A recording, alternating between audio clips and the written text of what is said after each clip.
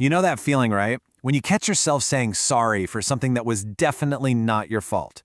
Or maybe you have a friend who seems to apologize just for existing.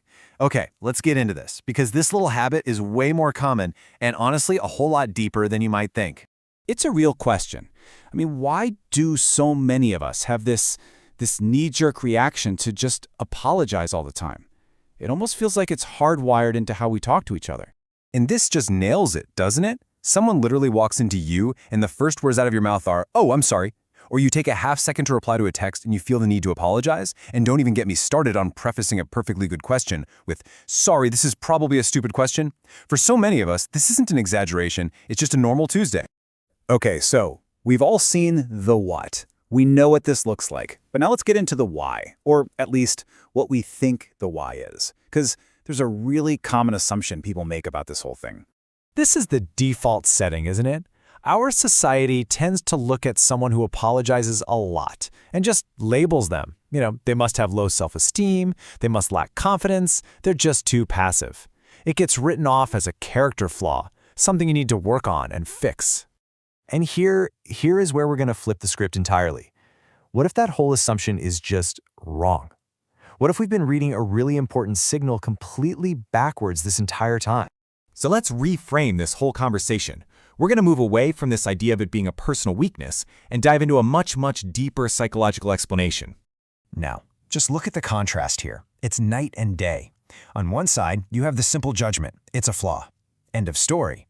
But on the other side, wow, it's a completely different narrative.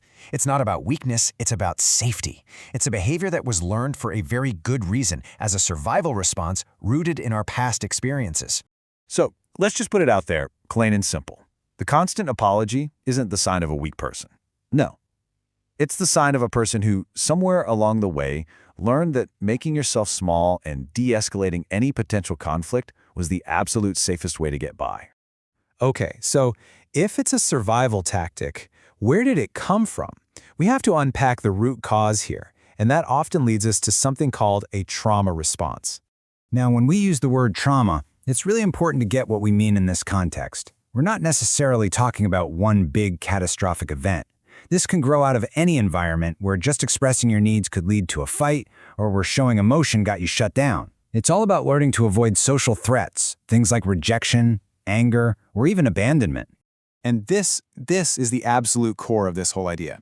When that sorry slips out, the subconscious goal probably isn't "I need to admit I was wrong." The real goal is to say, "Hey, please don't be mad at me. Please don't leave. I'm not a threat." It is pure self-preservation. So you can almost think of it like this. Over time, a person develops a kind of conflict survival kit. And today, we're going to look at two of the most common tools you'd find in that kit.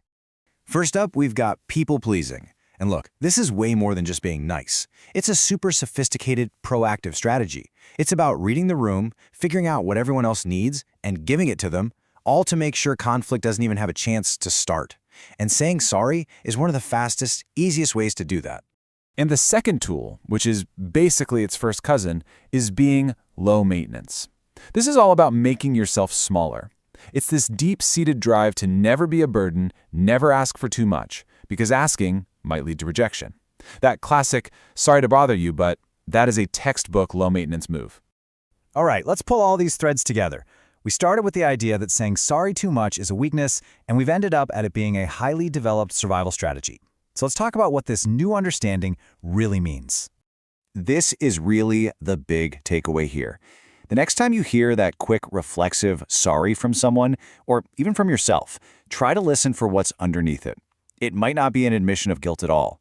It could be a question. Are we okay? It's someone checking the social temperature to make sure the coast is clear. I really want to let this one sink in for a second, because this quote just captures the whole thing perfectly. It's not about, "I'm sorry I messed up." It's about, "Please tell me I'm safe here with you." That completely transforms how you see the act, right? And why does any of this matter? Well, because shifting your perspective like this is incredibly powerful. If you're the person who says sorry all the time, maybe this gives you a little more compassion for yourself. And if you're the one hearing it, maybe it allows you to respond with empathy instead of getting annoyed. So I'll just leave you with this to think about. Now that you have this new lens, understanding that sorry isn't always an apology, but often a shield, How does that change the way you'll hear those two little words from now on?